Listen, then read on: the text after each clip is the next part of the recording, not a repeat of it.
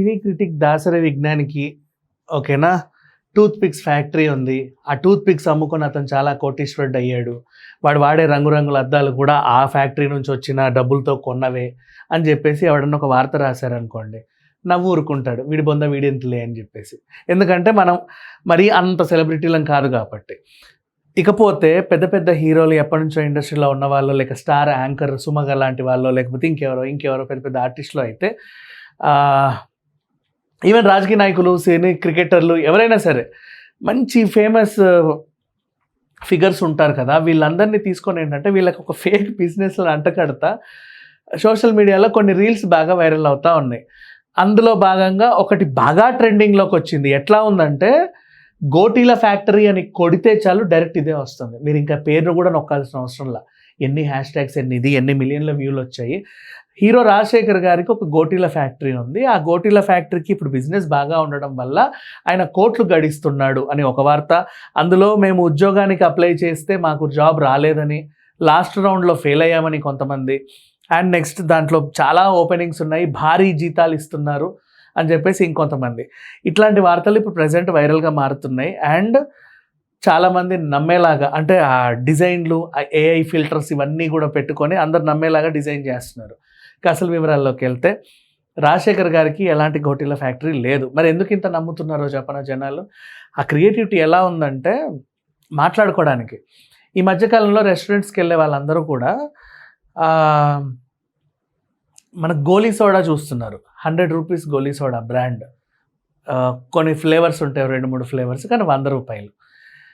పోనీ గోలీ soda brand మాకు అక్కర్లేదు, మేము రోడ్డు మీద గోలీ సోడా తాగుతామంటే ఎంత కాదనుకున్నా రోడ్డు మీద గోలీ సోడా కూడా 30 రూపాయలు.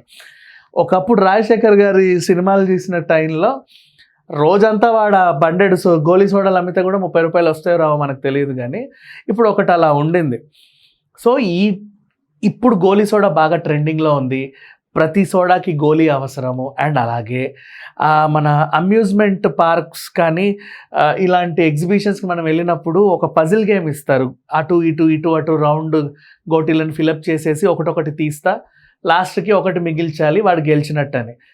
ఇట్లా గోటీలతో చాలా బిజినెస్లు ఇప్పుడు ఉన్నాయి అండ్ బాగా ట్రెండ్ అవుతున్నాయి. వాటిని యాంటిక్ పీసెస్ అంటున్నారు, అక్వేరియంలో వేస్తున్నారు, ఇంకేదో చేస్తున్నారు అని చెప్పి పిచ్చి పిచ్చి వార్తలు వైరల్ అయ్యేసరికి ఇది నిజమే అని నమ్ముతున్నారు జనాలు కూడా. అవునులే, మన కాలంలో అంటే అంత ఉండేది, ఇప్పుడు ఇంత అయింది. దానికి ఎగ్జాంపుల్స్ కూడా చెప్తున్నారు. మన చిన్నప్పుడులో ఇడ్లీ ఎంత, దోశ ఎంత, ఇప్పుడు ఎంతెంత కాస్ట్ అయిపోయాయి. మన చిన్నప్పుడు ఐస్ క్రీమ్ పుల్ ఐస్ ఎంత, ₹1 ఉండేది, ఇప్పుడు ₹100 అయిపోయింది. అండ్ ఈ కంపారిజన్కి ఇంకా చెప్పలేం కదా, ఎన్ని కంపారిజన్లు అన్ని లాస్ట్ బంగారాన్ని కూడా ఇందులోకి తెస్తాడు. మా పెళ్ళైన కొత్తలో 500-600 తులం చూసాము, ఇప్పుడు చూడు ఎన్ని లక్షలు పోసిన బంగారం రావట్లేదని చర్చించుకునే వాళ్ళు ఉన్నారు. అందులో ఈ గోటీలను కూడా కలిపేశారు లాస్ట్కి, చివరికి దీన్ని కలిపేసి నిజమే అని నమ్మి అందులో ఉద్యోగాలు ఉన్నాయని చెప్పి వైరల్ అవుతా ఉంది. ఇకపోతే దీనివల్ల లాభం ఏంటి, నష్టం ఏంటి మాట్లాడుకుందాం. ఫస్ట్ ఆఫ్ ఆల్, ఈ టీం నుంచి క్లారిటీ అయితే వచ్చింది, వీళ్ళకి ఎలాంటి బిజినెస్ లేదు. ఇది ఒకటి బాగా అందరూ గుర్తుపెట్టుకోండి. అది ఊరికే వైరల్ అయ్యే కంటెంట్ మాత్రమే. ఏదైనా ఒక విషయం బాగా వైరల్ అవుతుంది అంటే చాలు, దాన్ని పట్టుకొని ఎక్కువగా అంటే లైక్ మోసాలు చేసే వాళ్ళు రంగంలోకి దిగుతారు. ఇప్పుడు వీళ్ళేంటి, రాజశేఖర్ గోటీల ఫ్యాక్టరీలో ఉద్యోగాలు, భారీ ఉద్యోగాలు, నోటిఫికేషన్ విడుదల అనగానే అప్లై హియర్ అని చెప్పి వస్తాయి. మీరు నొక్కుతారు పాపం, ఏందో తెలుసో తెలవకో.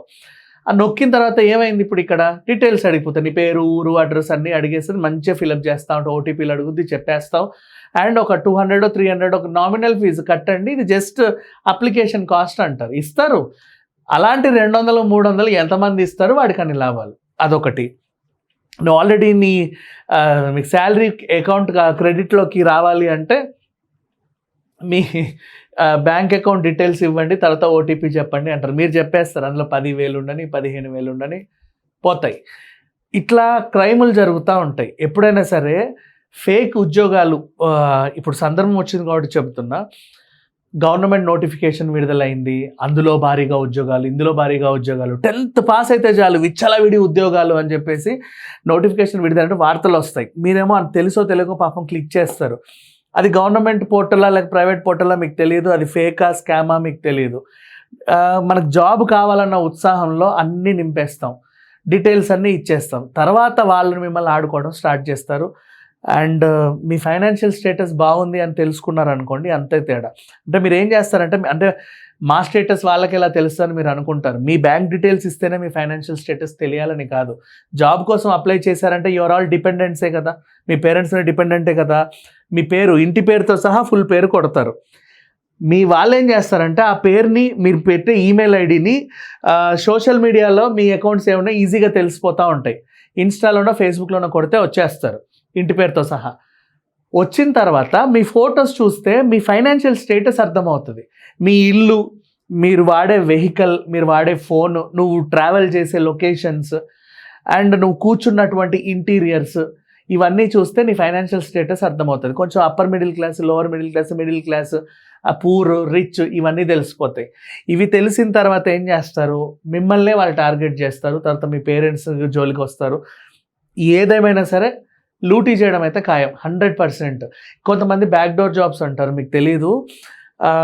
డబ్బులు పెడితే జాబులు ఇస్తామనే వాళ్ళు కూడా కొంతమంది ఉంటారు. మీకు ఏమంటే ఆశతో, నిజమే కదా ఎక్స్పీరియన్స్ సర్టిఫికేట్కి 20,000 అవుతాయి, మీరు నిజంగా ఈ పాస్ అయినట్టుగా సర్టిఫికేట్ తీసుకోవడానికి ఇంత అవుతాయని చెప్తారు. హెచ్ఆర్కి ఇంత ఇవ్వాలి, దానికి ఇంత ఇవ్వాలని. ఆ డబ్బులకి ఇచ్చి మీరు జాయిన్ అవుతారు. తర్వాత వాళ్ళు జెండా ఎత్తేస్తారు. మీరు ఎవరిని అడగడానికి ఉండదు. ఇంకో విషయం ఏంటంటే, ఈ మధ్యకాలంలో మీరు డబ్బులు ఎవరికన్నా ఇస్తే అవి తిరిగి రావడం 100% మర్చిపోవాల్సిందే. ఇంకా until and unless if you have a cheque or some ఇంకేమైనా ఆన్లైన్ ట్రాన్సాక్షన్ డీటెయిల్స్ ఉంటే తప్ప నువ్వు క్యాష్ ఇచ్చావా అంతే సంగతి. నువ్వు మళ్ళీ అడగడానికి లేదు. వాడు మళ్ళీ అదే చెప్తాను, నేను క్యాష్ ఇచ్చానని. నువ్వు ఆన్లైన్లో ట్రాన్స్ఫర్ చేసినా వాడు అదే చెప్తాడు, నేను క్యాష్ రూపంలో ఇచ్చేసానండి అంటాడు. ఏం చేస్తావు చెప్పు? ఒకసారి డబ్బులు పోతే మళ్ళీ తిరిగి రావు.